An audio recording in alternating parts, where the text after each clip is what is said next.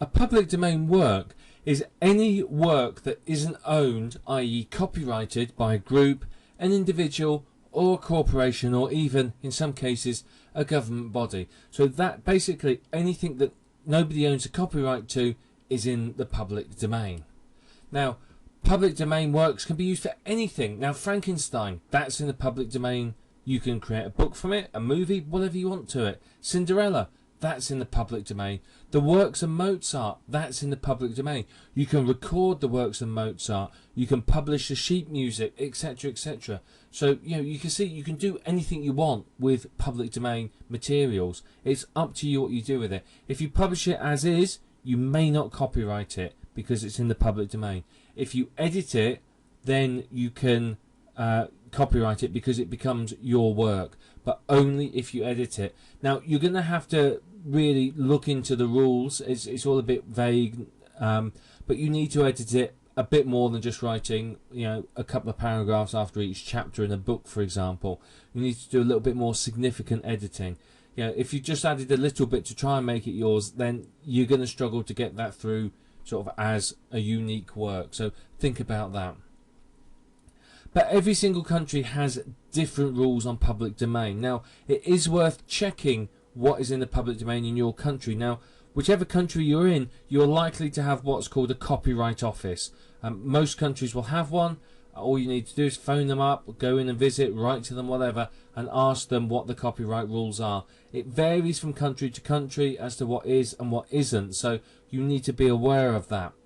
But what we're going to focus on in this video is the rules in the USA, as many of us may not be in the USA, but much of our target market is in the USA. However, do focus on a local country if that's relevant to you. Now, any work that's published before 1923 is definitely in the public domain.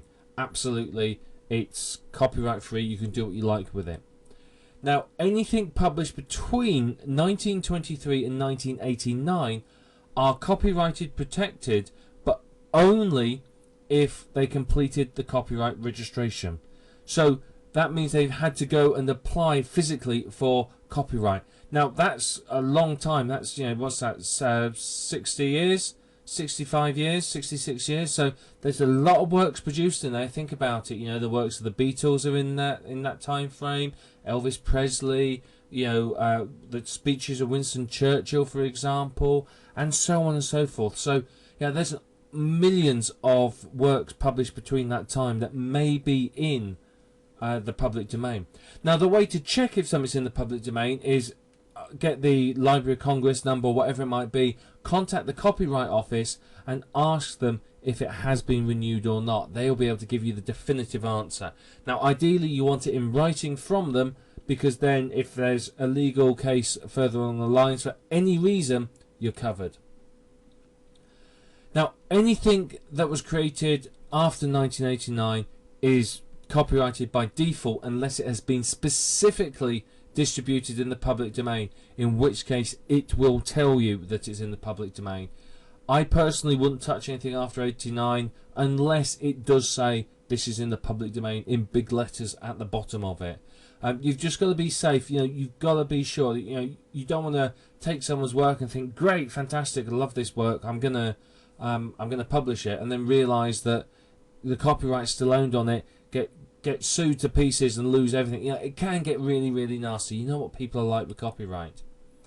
Now, if the works that you're looking at are between 1923 and 1989, you do have to research. As I said, the Copyright Office will be able to tell you if it's been renewed or registered, and if it hasn't, it's in the public domain, and you can go, woohoo, I found a moneymaker.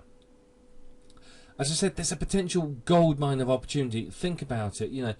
Think about how many millions of works there are between 23 and 1989. I mean, awful lot. But before that, there's hundreds and hundreds of works, thousands, millions even of works as well that you can potentially use to earn money from.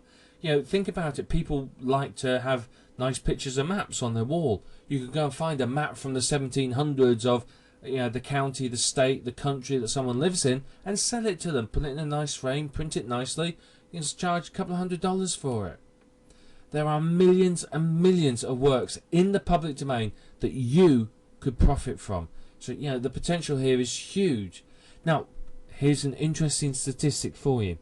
Approximately 87% of all works between 1923 and 1963 are in the public domain because copyright wasn't renewed. So that's what, 40 years, there's only 13% of works were copyrighted and renewed. So, you know, there's a massive amount of material there that's in the public domain. All you need to do is do your research and find out if it actually is. So potential, massive, absolutely massive for you. So now you have an understanding of what's in the public domain. It's always worth, if you've got any doubts, check with the Copyright Office and make 100% sure. I said there's lots and lots of stuff that definitely is, but if you're not quite sure, check. You must do this because otherwise you could find yourself in legal hot water, which of course is the last thing that you want.